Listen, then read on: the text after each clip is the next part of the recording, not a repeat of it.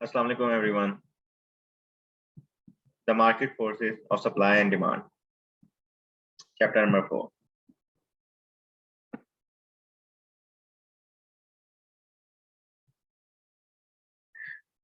Demand को किस तरह से अफेक्ट करते हैं बायर्स, सेलर्स किस तरह से सप्लाई ऑफ गुड्स को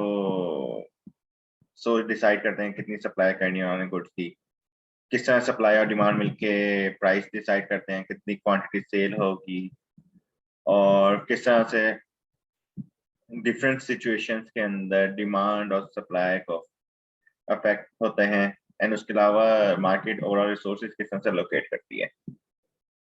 हमने पिछले चैप्टर में पढ़ा था कि market is a group of buyers and sellers of a particular good. अब ये जरूरी नहीं है कि ये एक ही लोकेशन पे हो, जैसे हमने पहले भी सेटल किया है कि ये कोई एक फिक्स लोकेशन होना जरूरी नहीं है, डिफरेंट लोकेशन पे भी हो सकता है। ऐसे OLX है, वो एक वर्चुअल मार्केट है, उधर आप ऑनलाइन ही आप अपनी पिक्चर्स अपलोड करते हो। कभी कोई बंदा गाड़ी अगर परचेज कर रहा है सेटल टाउन जाके कर रहा है, दूसरा बंदा गाड़ी अगर परचेज कर रहा है तो वो दूसरी लोकेशन में जाके कर रहा है, तो इसको एक स्पेसिफिक लोकेशन तक महदूद ना रखना मार्केट को। Competitive market is the one where there are many buyers and many sellers, and each has a negligible effect on price. अब कॉम्पिटिटिव मार्केट की क्या खासियत है? बायर्स भी बहुत सारे हैं, सेलर्स भी बहुत सारे हैं। अगर बायर्स कहें कि हमने आपसे नहीं खरीदना तो सेलर के पास दूसरे बायर को जाके बेचने का ऑप्शन मौजूद है, एंड अगर सेलर कहे कि मैंने आपको नहीं बेचना बायर को, तो बायर के पास दूसरे ऑप्शन हैं, वो दूसरे सेलर से जाके खरीद सकते हैं चीजें। तो इसलिए अगर कोई भी प्राइस को ज्यादा इन्फ्लुएंस नहीं कर सकता, वो बार्गेनिंग नहीं कर सकता। अगर बायर कहे कि मैंने इस प्राइस पे परचेज नहीं करना, तो सेलर किसी और को बेच देगा, उसके पास सख्ती नहीं है। परफेक्टली कॉम्पिटिटिव मार्केट, इधर गुड्स भी सारे सेम है और दोनों क्या प्राइस के ऊपर इन्फ्लुएंस नहीं कर सकते। परफेक्टली कॉम्पिटिटिव मार्केट के अंदर दोनों प्राइस के ऊपर इन्फ्लुएंस नहीं करें, प्रोडक्ट भी सेम होगा, प्राइस के ऊपर इन्फ्लुएंस नहीं कर सकते। जो प्राइस मिलेगा उसी को उन्होंने सेल या परचेज उसी पे करना होगा। और हम अजम्पशन क्या करें चैप्टर के अंदर कि मार्केट परफेक्टली कॉम्पिटिटिव है इस चैप्टर के अंदर, मतलब कोई आउटसाइड इन्फ्लुएंस डिसीजन को हमारे अफेक्ट नहीं कर रही, सारे प्रोडक्ट सेम हैं, कोई कंपनी एक्स्ट्रा मार्केटिंग नहीं कर रही, कोई कुछ भी डिफरेंट नहीं हो रहा, बायर्स भी बहुत सारे हैं, सेलर्स भी बहुत सारे हैं, परफेक्ट कंपटीशन है। अब डिमांड के अंदर क्या है, जो भी आप डिमांड करोगे कि आपको इतने यूनिट चाहिए, वो आपकी क्वांटिटी डिमांडेड होगी। अब जैसे ही अब नॉर्मल सी बात है, जैसे किसी चीज की कीमत बढ़ेगी तो उसकी डिमांड कम होगी, जब किसी चीज की कीमत कम होगी तो उस चीज की डिमांड बढ़ेगी। प्राइस से आप डिमांड के ऊपर अफेक्ट करता है प्राइस। प्राइस जब बढ़ेगा तो डिमांड कम होगी, प्राइस जब गिरेगा तो डिमांड बढ़ जाएगी।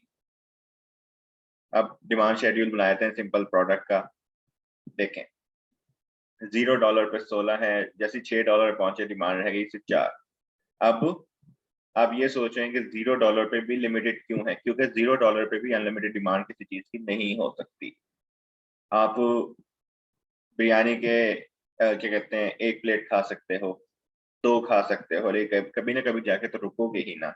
अनलिमिटेड लगातार तो आप खा नहीं सकते, आप कितनी ले जाओगे, मतलब आप खुद कितनी कंजम्पशन कर लोगे, अपनी फैमिली को कितना कंज्यूम करवा दोगे, एक एक कहीं ना कहीं जाके आपकी क्वांटिटी लिमिटेड हो जाएगी। अब इसको हम लोग इसको एक्स और वाई एक्सिस के ऊपर पॉइंट आउट कर देते हैं। अब हम वाई एक्सिस के ऊपर प्राइस ले लेते हैं, एक्स एक्सिस के ऊपर हम लोग ले लेते हैं क्वांटिटी डिमांडेड।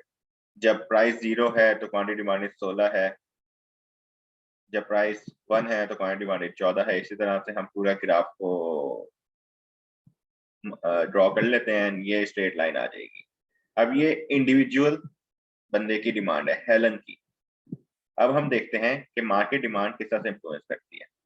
मार्केट डिमांड के अंदर मोर देन वन बायर हो सकता है,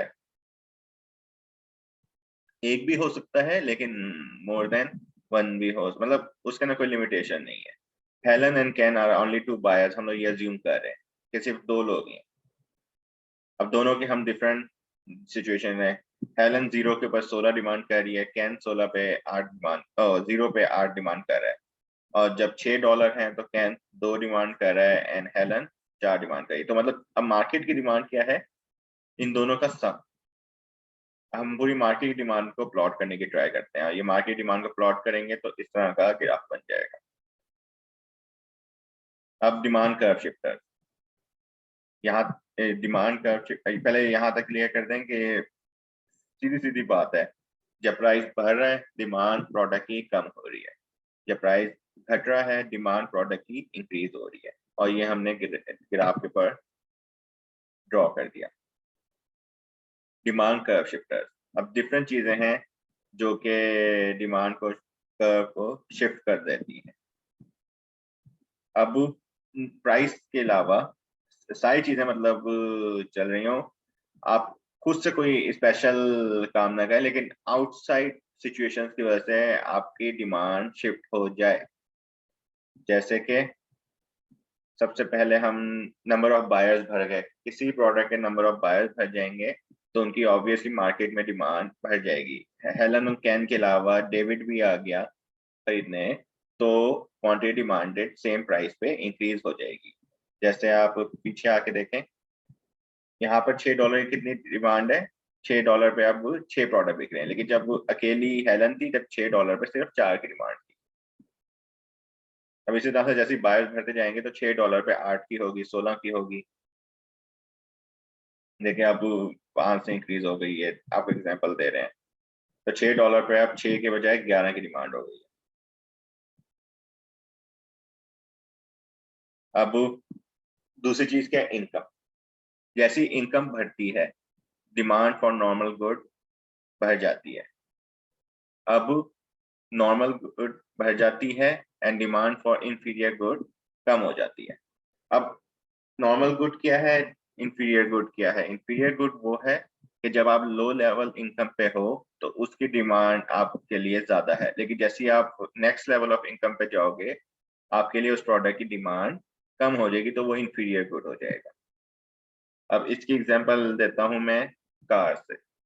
भले ही अब मेहरान कार ले लो, मेहरान कार भले ही, बल्कि कार से ज्यादा बेहतर बाइक्स पे आते हैं। बाइक्स की एग्जांपल ले लेते हैं। अब चाइना की बनी हुई बाइक्स जो हैं वो मिल जाती हैं CD70 40,000 तक की, तो उसकी डिमांड वो, लेकिन आपकी इनकम 40,000 की बजाय अब आपकी इनकम इतनी हो गई है कि आप 1 to 5 भी परचेज कर सकते हो।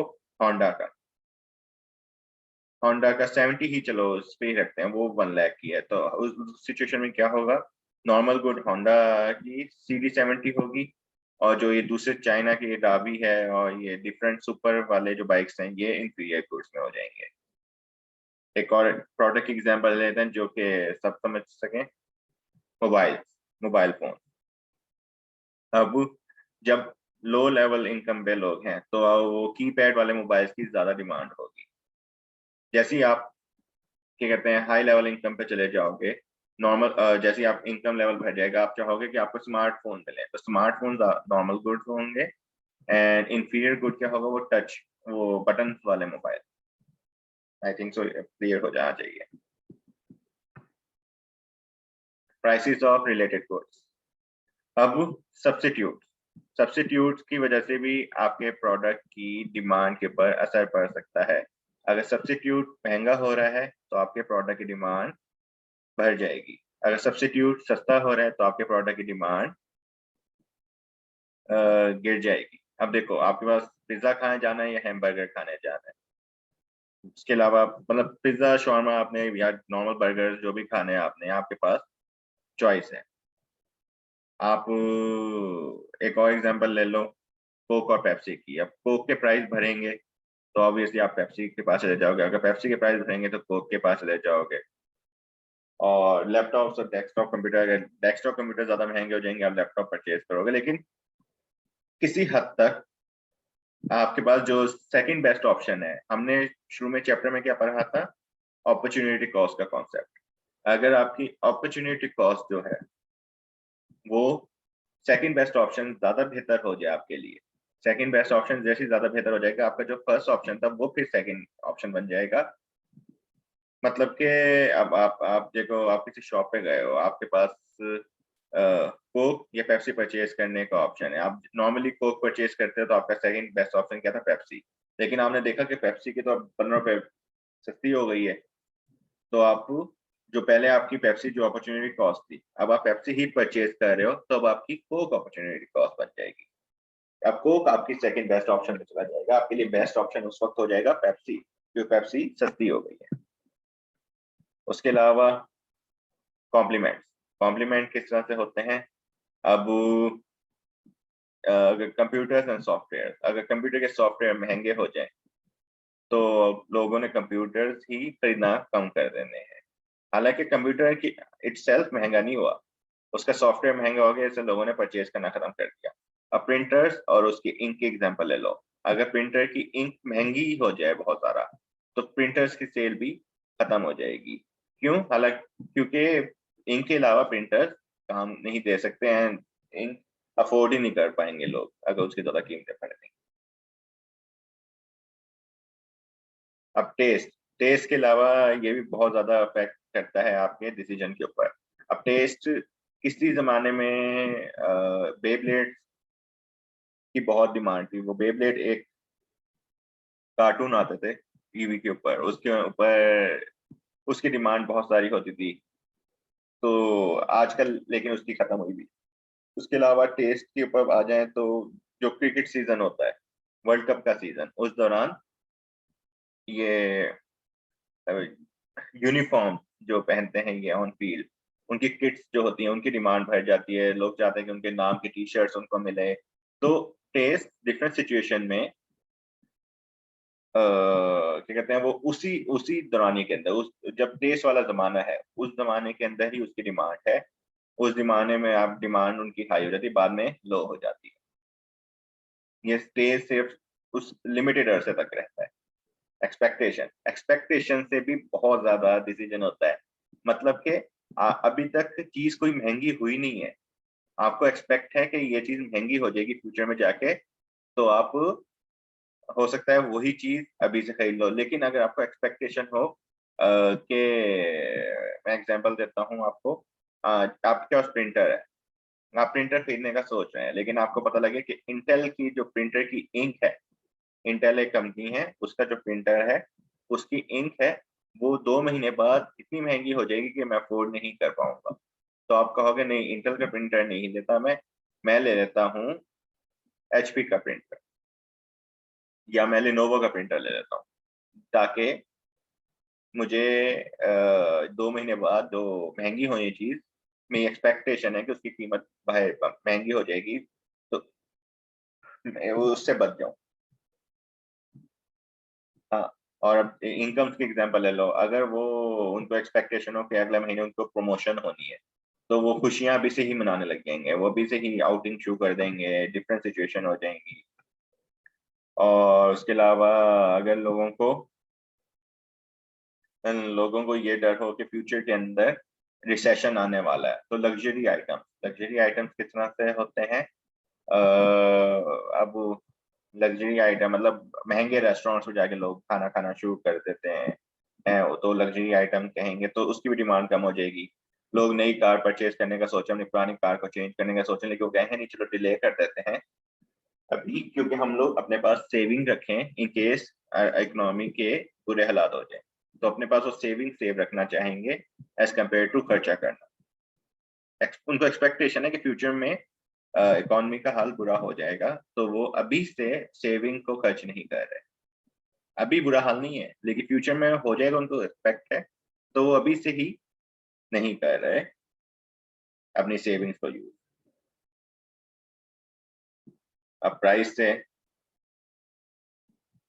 अब इन चीजों में ये फोकस रखना है, प्राइस से आप डिमांड कर्व क्या कहते हैं, उस जो कर्व बन गई है उसी के अलोंग आपका डिसीजन होता है, आप उसी के अलोंग आपका सारा का सारा चल रहा होता है। अब मैं पीछे जाके के आपको एक दफा दिखा भी दूं स्लाइड।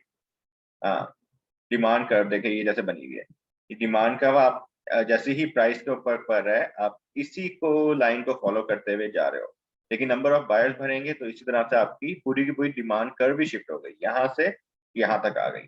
अब बाकी चीजों में भी आपकी डिमांड कर्व के साथ यही होता है, टेस्ट से भी आपकी डिमांड कर्व शिफ्ट हो जाएगी, राइट साइड पे जाएगी, लेफ्ट साइड पे जाएगी, इनकम से भी आपकी डिमांड कर्व शिफ्ट हो जाएगी। अभी एग्जांपल है, अगर आईपॉड्स की प्राइस अब म्यूजिक डाउनलोड की डिमांड को क्या होगा अगर प्राइस ऑफ आईपॉड्स कम हो जाए, price of music download fall, price of CDs fall. जैसी आईपॉड्स की डिमांड वो प्राइसेस कम होंगी, म्यूजिक डाउनलोड की डिमांड भी बढ़ जाएगी।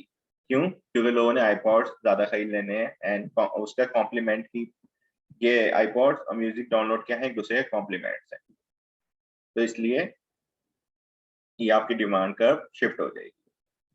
अब price of music download fall, अभी अलोंग द डिमांड कर्व आपकी डिमांड शिफ्ट हो जाएगी। तीसरी सिचुएशन में क्या है, मतलब कॉम्पिटिटर जो है उसकी प्राइस कम हो रही है, मतलब जो सब्स्टिट्यूट जो है, तो उस केस के अंदर म्यूजिक डाउनलोड की डिमांड कम हो जाएगी। प्राइस ऑफ म्यूजिक डाउनलोड जब कम होगी तो उसकी डिमांड बढ़ेगी, लेकिन जब प्राइस ऑफ सीडीज कम होगी तो म्यूजिक डाउनलोड की डिमांड कम हो जाएगी, सीडीज की बढ़ जाएगी उस सिचुएशन में।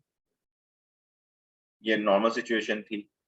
जैसे ही म्यूजिक डाउनलोड की डिमांड को क्या हो गया, बढ़ गई, जैसी प्राइस कम हुए म्यूजिक डाउनलोड की डिमांड कम हो गई। म्यूजिक डाउनलोड की कर्व हमने बनाया हुआ है ग्राफ। दूसरी सिचुएशन देखते हैं, एक ग्राफ बन गया है। अब इसके इसमें म्यूजिक डाउनलोड का प्राइस कम हुआ है, तो ये जो लाइन है ये शिफ्ट कहीं नहीं होगी, अब इस लाइन के ऊपर ही हम ऊपर नीचे जाएंगे जी। उस लाइन के जैसे प्राइस नीचे हुआ डिमांड बढ़ गई। अब तीसरी सिचुएशन सीडीज के प्राइस कम होंगे, अब सीडीज के प्राइस कम होंगे तो डिमांड कर्व जीरो के करीब आएगी, पूरी की पूरी डिमांड कर्व ये लकीर लेफ्ट साइड में चली जाएगी। जब डिमांड बढ़ती है, डिमांड कर्व शिफ्ट होती है और इंक्रीज होती है तो वो राइट साइड पे जाती है, जब वो कम होती है तो वो लेफ्ट साइड पे आती है। ये चीज का ख्याल रखना था। अब आते हैं हम सप्लाई पे, वहां पे डिमांड कंप्लीट हो गया, अब सप्लाई पे आते हैं। सप्लाई क्या है, जितनी quantity seller are willing and able to sell. Willing and able to sell, able का मतलब क्या है कि उनके पास इतने रिसोर्सेज हैं कि वो पूरी पूरी सेलिंग कर सकें, क्योंकि बिजनेस तो चाहते हैं जो प्रॉफिटेबल आइटम है उसके तो अनलिमिटेड सेलिंग करें, लेकिन उसकी डिमांड भी, उसके लिए उनके पास रिसोर्सेज भी होना जरूरी है। अब जैसी प्राइसेस किसी प्रोडक्ट इंक्रीज होंगे आप उसकी सप्लाई इंक्रीज कर दोगे, क्योंकि आपको पता है ये ज्यादा प्रॉफिटेबल है। जैसे ही प्राइसेस कम होंगे आप उसकी सप्लाई कम कर दो, क्योंकि आपको पता है ये इतना प्रॉफिट हमें नहीं देगा। सप्लाई शेड्यूल बना लेते हैं एक प्रोडक्ट का, स्टारबक्स की एग्जांपल लेते हैं। $0 पे स्टारबक्स 0 प्रोडक्ट सेल कर रहा है, लेकिन $6 पे 18 सेल कर रहा है, तो मतलब प्राइस इंक्रीज हो रहा है तो सप्लाई इंक्रीज हो रही है। अब इसको हम ड्रॉ कर लेते हैं उसके ऊपर, ग्राफ के ऊपर, तो इस तरह की लकीर बन जाएगी। आप इसको नोटिस करें, वाई एक्सिस के ऊपर प्राइस है, एक्स एक्सिस के ऊपर हमारे पास क्वांटिटी सप्लाइड है, एंड हमारा जो ग्राफ बना है वो इस तरह का बना है। $1 पे 3 की डिमांड है, $6 पे 18 की डिमांड है। अब ये इंडिविजुअल बंदे की डिमांड थी। अब मार्केट की डिमांड देख लेते हैं, मतलब स्टारबक्स भी है, जिटर्स भी है। अब टोटल कॉफी की सप्लाई कितनी हो रही है मार्केट के अंदर, मार्केट के अंदर कितने प्रोडक्ट मौजूद हैं एक भी सिचुएशन में, ये डिफरेंट सिचुएशन है। अब इसमें आपने क्या क्या रखना है, मार्केट के अंदर जो बायर्स थे, हमने दो अलग अलग लोग यूज लिए थे, हमने कैन और वो दोनों जो थे वो दोनों अलग अलग लोग थे। अब इधर भी बिजनेसेस दोनों अलग अलग होंगे सेलर्स। अब ये नहीं स्टारबक्स की दूसरी दुकान को हमने नहीं ले आना, हमने स्टारबक्स की जो दूसरी दुकान है उन दोनों को मिलाकर ही वो इंडिविजुअल स्टारबक्स की मार्केट जो है, भले उसकी जितनी भी दुकानें हो, वो एक ही मार्केट कहलाएगी। जो स्टारबक्स की इकलौती मार्केट थी जो पिछली स्लाइड में थी, ये स्टारबक्स की भले ही जितनी भी दुकानें हो मार्केट में, वो एक ही मार्केट कहलाएंगी। अब स्टारबक्स और जिटर जो हैं, ये दो अलग बिजनेसेस हैं। अब ये दोनों मिलके एक मार्केट बना रहे हैं। दोबारा स्टारबक्स वाली बात क्लियर करने की ट्राई करता हूँ। स्टारबक्स की आप मार्केट जो सप्लाई है, आप सिर्फ एक आउटलेट की नहीं देखोगे, आप पूरी मार्केट के अंदर जितनी भी स्टारबक्स है उनकी सप्लाई को देखोगे। मेरे ख्याल से अब क्लैरिटी हो जानी चाहिए।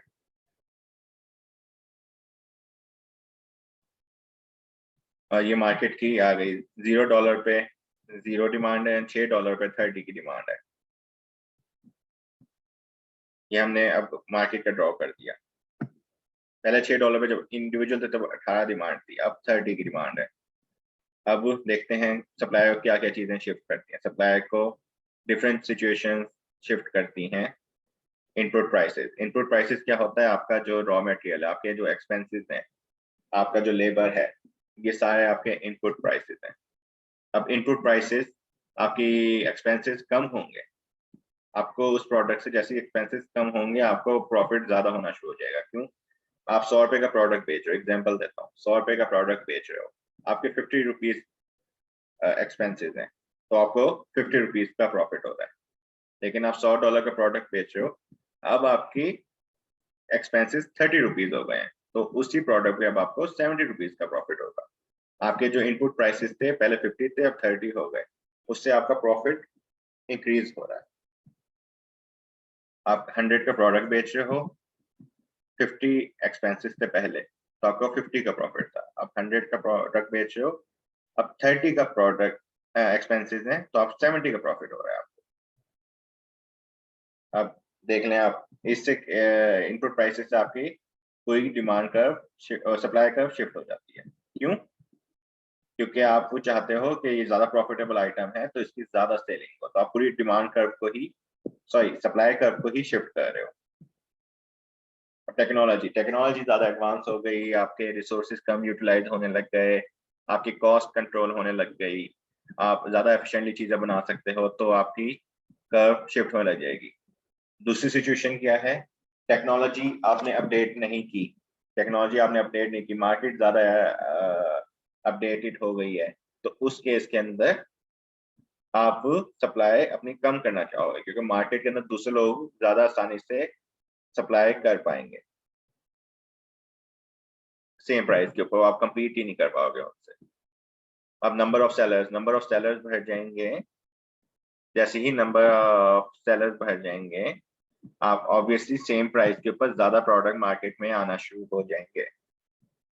एक्सपेक्टेशन, अगर कोई कंपनी सोचे कि इस प्रोडक्ट की फ्यूचर में जाके डिमांड कम हो जाएगी, तो वो अभी से ही उसकी मैन्युफैक्चरिंग खत्म कर देंगे।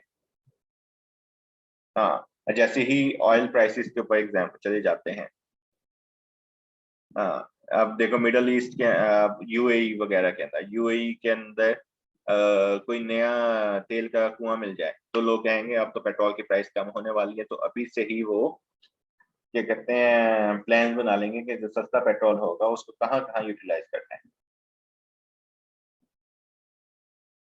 इसके अलावा एक्सपेक्टेशंस के अंदर आपको क्या आ सकता है? अगर कोई कंपनी को पता लग जाए कि उनके प्रोडक्ट या जो कॉम्पिटिटर आ रहा है, जो अब सब्स्टिट्यूट बनने वाला है उस प्रोडक्ट का, उसकी वजह से इनका प्रोडक्ट बिल्कुल खत्म हो जाएगा, उसकी डिमांड ही नहीं रहेगी, तो अब वो उस प्रोडक्ट को बनाना कम कर देते हैं। मैं इसकी एग्जांपल देता हूँ।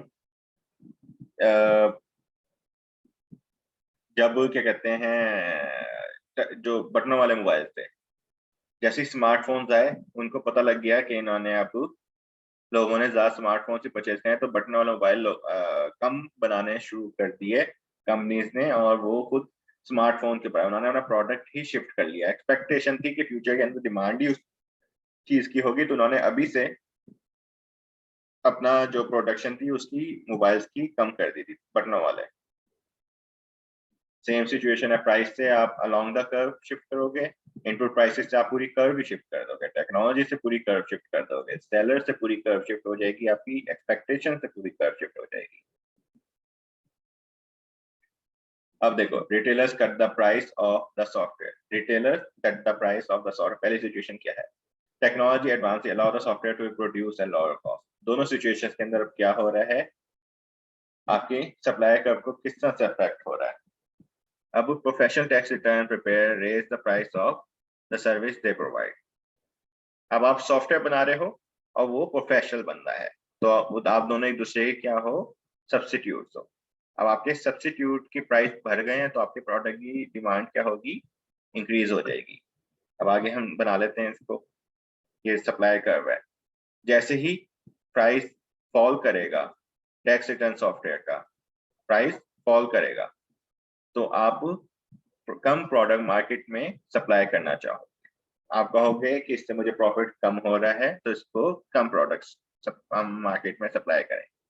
दूसरी सिचुएशन में क्या है, आपकी कॉस्ट कम हो रही है। जैसे आपकी कॉस्ट कम होगी, आप चाहोगे कि प्रोडक्ट सेम प्राइस पे ज्यादा प्रॉफिटेबल हो रहा है हमें, तो हम इसकी ज्यादा क्वांटिटी मार्केट में लेकर आए। सेम प्राइस के अंदर कोई चेंज नहीं आएगा, आप नोटिस करना प्राइस सेम ही है, क्वांटिटी इंक्रीज हुई है। तो इसलिए जो आपको पता लग गया है कि ये सेम प्राइस के ऊपर हमें ज्यादा प्रॉफिटेबल हो गया है प्रोडक्ट, तो हम इसकी क्वांटिटी बढ़ा देंगे। अब आखिरी सिचुएशन क्या है, जैसे ही प्रोफेशन अब उन्होंने जब आपके कॉम्पिटिटर ने बढ़ा दी, the shift demand curve for the tax preparation software not the supply curve. इसके अंदर आपने इस चीज का ख्याल रखना है कि प्रोफेशनल जैसी डिमांड बढ़ जाएगी आपके प्रोडक्ट की, लेकिन आपने अपना ही सप्लाई नहीं बढ़ाई। क्यों नहीं बढ़ाई, उसका रीजन ये है कि आप अगर अपनी सप्लाई बढ़ाने की ट्राई करोगे तो आपको इस चीज का कंफर्म नहीं है कि उतनी डिमांड भी बढ़ी है या नहीं।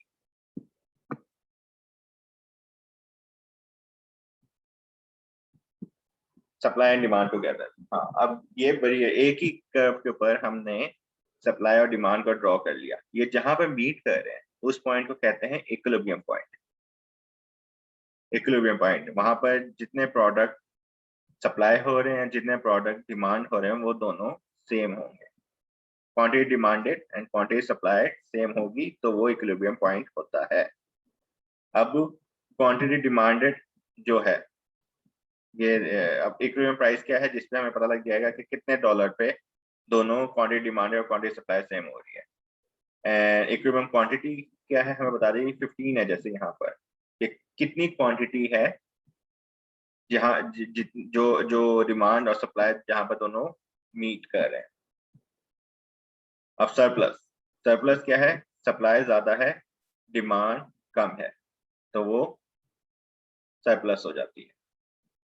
जैसे डिमांड 9 लाटेस की है, सप्लाई 25 लाटेस की है, तो 16 का सरप्लस है। सेम सिचुएशन दूसरी साइड पे आ जाते हैं,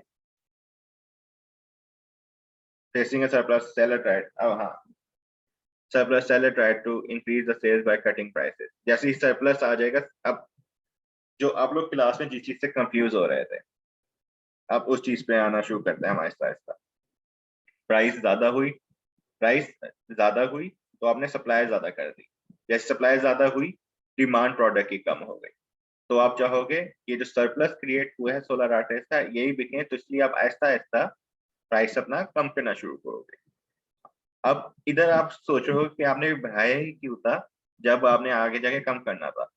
हमने बढ़ाया इसलिए था क्योंकि जो पहले हम $3 का बेच रहे थे, अब हम $5 के हमने कम से कम 9 लाटेस तो बेचे हैं। $5 का हमने, ऐसा तो नहीं है हमने 0 बेचे हों, नहीं, हमने $5 पे 9 चीजें तो बेची हैं। अब दोबारा कम करते हैं, अब 4 के ऊपर हम मजीद और क्वांटिटी बेचेंगे, लेकिन फिर भी थोड़ा सा सरप्लस रह जाएगा हमारे पास, फिर मजीद कम होगा, ये इक्विलिब्रियम क्वांटिटी पे आ जाएंगे हम। एक वक्त आएगा जब इक्विलिब्रियम क्वांटिटी पे आ जाएंगे हम। इसलिए ये सारा चीज सिचुएशन इसी तरह चलती है, प्राइस भरा, सप्लाई भरी, जैसे जैसे ही प्राइस भरा लेकिन डिमांड कम हो गई, वहां पर हमारे पास ज्यादा क्वांटिटीज आ गई। अब हम चाहेंगे कि हम अपनी क्वांटिटी जो एक्सेस है वो बेचें, तो उसको बेचने के लिए हम प्राइस कम करेंगे। जैसे ही प्राइस कम करेंगे एक वक्त आएगा दोबारा इक्विलिब्रियम रीच हो जाएगा। अब शॉर्टेज के अंदर क्या सिचुएशन होती है? Excess demand. आपकी मतलब डिमांड ज्यादा है, सप्लाई कम है। अब $1 के ऊपर डिमांड 21 की है, सप्लाई 5 की है, तो अब 16 का शॉर्टेज हो रहा है। अब कंपनी क्या कर सकती है? मैंने आपको पहले ही बताया था, जब प्रोडक्ट कम हो, डिमांड ज्यादा हो, तो प्राइसेस आप इंक्रीज करके बेचना शुरू करते हो। जो लोग अफोर्ड कर सकते हैं वो अफोर्ड कर लेंगे, जो नहीं कर सकते वो नहीं कर पाएंगे। तो हमने प्राइसेस इंक्रीज करने शुरू किए जब आप जाके इक्विलिब्रियम पॉइंट पे दोबारा पहुंच जाओगे। सही है। Determine analyse changes in equilibrium to determine effects of any event, decide whether event shift S curve, D curve or both। आपने जैसी इक्विलिब्रियम के चेंजेस को हमने डिटरमाइन करना है कि इससे आपका सिर्फ एस कर्व शिफ्ट होगा या डिमांड कर्व शिफ्ट होगा या दोनों शिफ्ट होंगे। प्राइस से हमारे शिफ्ट दोनों ही नहीं हो रहे थे। अब अलोंग द कर्व चेंजेस आई थी, हमारा कर्व कुछ भी शिफ्ट नहीं हो रहा था, अलोंग द कर्व चेंजेस आ रही थी। दूसरी चीज क्या है? किस डायरेक्शन में शिफ्ट होंगे ये, एस कर्व, डी कर्व या दोनों, किस डायरेक्शन में शिफ्ट होंगे? लेफ्ट साइड पे जाएंगे या राइट साइड पे जाएंगे? और डायग्राम से हम ये भी एनालाइज करेंगे कितना चेंजेस आया प्राइस और क्वांटिटी के अंदर इस शर्ट से। अब एग्जांपल ले लेते हैं हाइब्रिड कार्स के। हाइब्रिड कार्स कौन सी होती हैं? जो पानी और बैटरी पे चलती हैं, जो फ्यूल किसी हद तक करती हैं यूटिलाइज, लेकिन ज्यादा नहीं करती। फुली इलेक्ट्रिक कार नहीं होती, ये इलेक्ट्रिसिटी, बैटरी और फ्यूल से मिलकर चल रही होती है। Price of hybrid car, quantity of hybrid car, और इसको हम ये डिमांड का बना लिया हमने, ये सप्लाई का बना लिया, ये प्राइस इक्विलिब्रियम पॉइंट मिल गया हमें। अब डिमांड शिफ्ट हो रही है हमारी। जैसी डिमांड शिफ्ट होगी राइट साइड पे जाएगी,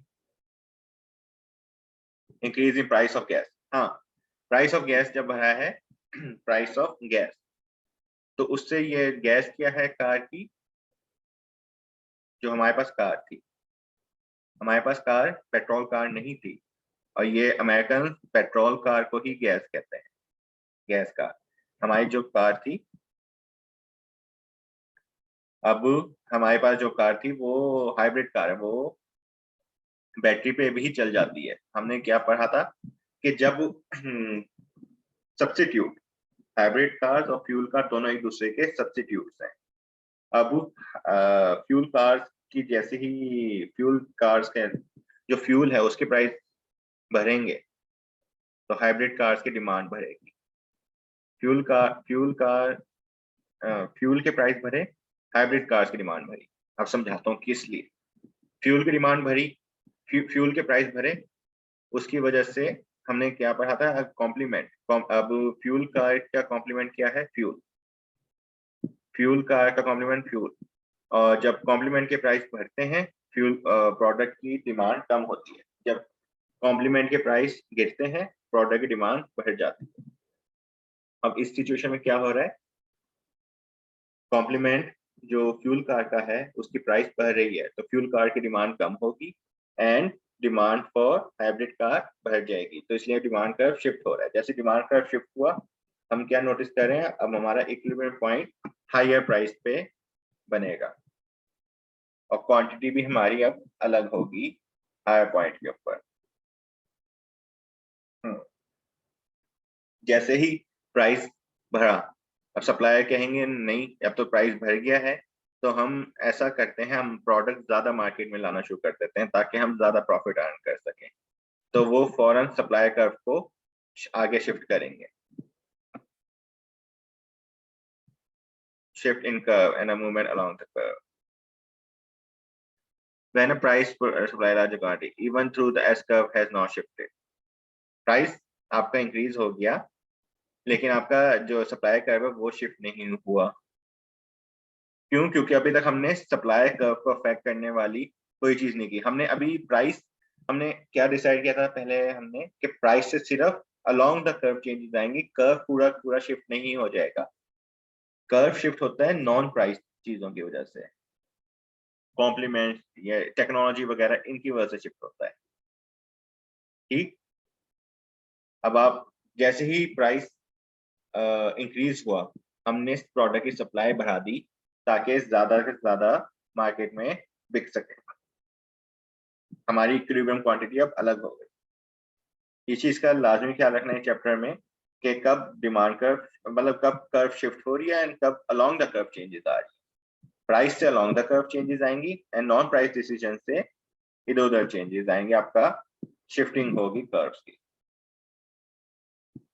चेंज इन सप्लाई से कर्व होगा आपका obviously, change in quantity supply occurs when P changes, सही है। Change in demand, shift in demand curve occurs when non price determinant income of buyer हो। जैसे उधर टेक्नोलॉजी चेंज इन सप्लाई कैसे हो रही है, टेक्नोलॉजी और कॉस्ट की वजह से। चेंज इन डिमांड कर्व किस तरह से हो रहा है, इनकम और बायर्स की वजह से। लेकिन सप्लाई के अंदर कब चेंज होगा, movement along the curve, price की वजह से, प्राइस की वजह से। अब सप्लाई के अंदर चेंजेस देख लेते हैं। अब टेक्नोलॉजी की वजह से प्रोडक्शन सस्ती हो रही है, जैसी प्रोडक्शन सस्ती होगी तो इसका मतलब क्या है, वही कार जो आपको पहले प्रॉफिट 100 फॉर एग्जांपल 10 लाख की कार है और आपको वो 2 लाख का प्रॉफिट दे रही थी, अब आपकी कॉस्ट मतलब 8 लाख की कॉस्ट थी, अब आपकी कॉस्ट 6 लाख की हो गई है, तो वही कार अब आपको 4 लाख का प्रॉफिट देगी। आपकी कॉस्ट कम हुई है तो आपका प्रॉफिट बढ़ जाएगा। तो आप चाहोगे ज्यादा से ज्यादा सप्लाई करें उस प्रोडक्ट की, तो आपका सप्लाई कर्व राइट साइड पे चला जाएगा। जैसे सप्लाई कर्व राइट साइड पे जाएगा, आप सबसे पहले उसको ड्रॉ करो, ड्रॉ कर लिया आपने, लेकिन ये देखना है कि सप्लाई जैसी बढ़ गई, डिमांड तो वही की वही है, डिमांड तो नहीं बढ़ी। तो आपको अब जैसे ही आपने सप्लाई बढ़ा दी, किसी भी प्रोडक्ट की प्राइस आपने वही रखा हुआ है, सप्लाई आपकी बढ़ गई है, लेकिन अभी तक डिमांड के ऊपर कोई असर नहीं हुआ। डिमांड क्योंकि वही है कि वो डिमांड हम सिर्फ प्राइस से अफेक्ट कर सकते, तो आप चाहोगे कि हम मार्केट में प्रोडक्ट भी ज्यादा बिके, मार्केट में प्रोडक्ट ज्यादा बिके, जिसकी वजह से आप प्राइस कम करोगे। प्राइस तब तक कम करोगे जब तक आप दोबारा इक्विलिब्रियम पॉइंट पे नहीं आ जाते। दोबारा रिपीट करता हूँ अपने आप को, इधर क्या हुआ है, हमारी सप्लाई कर्व आगे की तरफ शिफ्ट हो गई। जैसे सप्लाई कर्व आगे की तरफ शिफ्ट हुई, आपने ज्यादा प्रोडक्ट बनाने शुरू कर दिए, इसलिए शिफ्ट हुई। अब ज्यादा प्रोडक्ट मार्केट में आ गए हैं लेकिन डिमांड तो अभी भी उतनी ही है, तो जब ज्यादा प्रोडक्ट मार्केट में आ जाए तो सरप्लस हो जाता है, और सरप्लस को कंट्रोल करने के लिए हम प्राइसेस कम करना शुरू कर देते हैं ताकि दोबारा इक्विलिब्रियम पॉइंट पे आ जाए। अब कोई ऐसी सिचुएशन जिससे दोनों के दोनों शिफ्ट हो जाए इकट्ठे, price of gas rises and new technology reduces production cost, दोनों चीजें हो रही हैं, दोनों अब राइट साइड पे शिफ्ट हो जाएंगे इस केस के अंदर। डिमांड का भी राइट साइड पे शिफ्ट हो गई या सप्लाई का भी राइट साइड पे शिफ्ट हो गई, तो हमें अब न्यू क्वांटिटी प्राइस और न्यू क्वांटिटी डिमांडेड मार्केट में आ गई है। सप्लाई कर्व भी बढ़ गया, डिमांड भी बढ़ गई, तो इसलिए प्राइस भी इंक्रीज हो गया और क्वांटिटी भी इंक्रीज हो गई। अब इसको किस तरह से समझे हाइब्रिड कार की, अब दोनों को फायदा हो रहा था शिफ्ट करने से। किस तरह से, अब न्यू टेक्नोलॉजी से उनके खर्चे कम हो गए प्रोडक्शन के, तो उनका प्रॉफिट ज्यादा हो रहा है, इसलिए सप्लायर्स ने सप्लाई का राइट साइड पे शिफ्ट कर दिया। जो डिमांड वाले लोग हैं, जो बायर्स हैं, उन्होंने देखा कि अब गैस प्राइसेस बढ़ गए हैं तो बेहतर है हम हाइब्रिड कार्स खरीदें। अब हाइब्रिड कार्स खरीदेंगे वो, उसकी वजह से उन्होंने अपना डिमांड कर्व भी शिफ्ट कर दिया एंड न्यू पॉइंट पे जहां मीट कर रहे हैं वो है new equilibrium point.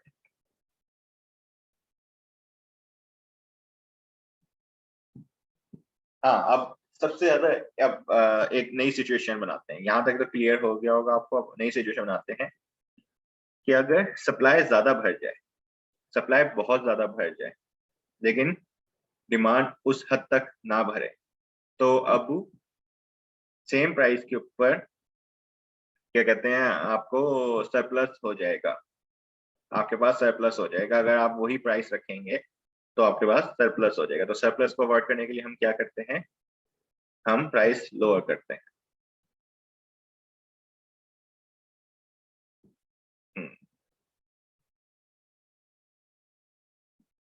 Different situation से उन्होंने पूछा हुआ है, equipment price and quantity of music download. अब सीडी के प्राइस गिर गए, मतलब कॉम्पिटिटर के प्राइस गिर गए, तो आपका डिमांड बढ़ जाएगी। कॉम्पिटिटर के प्राइस गिर गए तो एक मिनट, सॉरी क्या है, फॉलिंग, सॉरी, सीडीज के प्राइस गिर गए तो ऑब्वियसली सीडीज की डिमांड बढ़ जाएगी, आपके डाउनलोड्स की डिमांड कम हो जाएगी। आई एम सो सॉरी, आपको कंफ्यूजन ना हो गई हो, इससे दोबारा बता देता हूँ। आपके कंपटीशन, आपके सब्स्टिट्यूट के प्राइस जब कम होते हैं तो आपके प्रोडक्ट की डिमांड कम होती है। सीडीज की प्राइस कम हुई तो म्यूजिक डाउनलोड की डिमांड कम हो, सीडीज की प्राइस की वजह से म्यूजिक डाउनलोड की डिमांड कम हो गई। अब दूसरी चीज देखते हैं, रॉयल्टीज। रॉयल्टीज क्या होती है? जो आप सेलर पे करता है टू जो जिसने गाना बनाया होता है उस बंदे को या कंपनी को, डिफरेंट जगहों को वो पे करते होते हैं। तो रॉयल्टी, जैसी रॉयल्टीज कम होंगी तो मतलब आपकी कॉस्ट कम होगी, जैसी कॉस्ट कम होगी आप सप्लाई बढ़ा दोगे मार्केट के अंदर, ये सिचुएशन। अब दोनों चीजें साथ साथ होने लग गई। अब डिमांड का conclusion, one of the 10 principle of chapter 1, market usually a good way to organize economic activity. Thank you.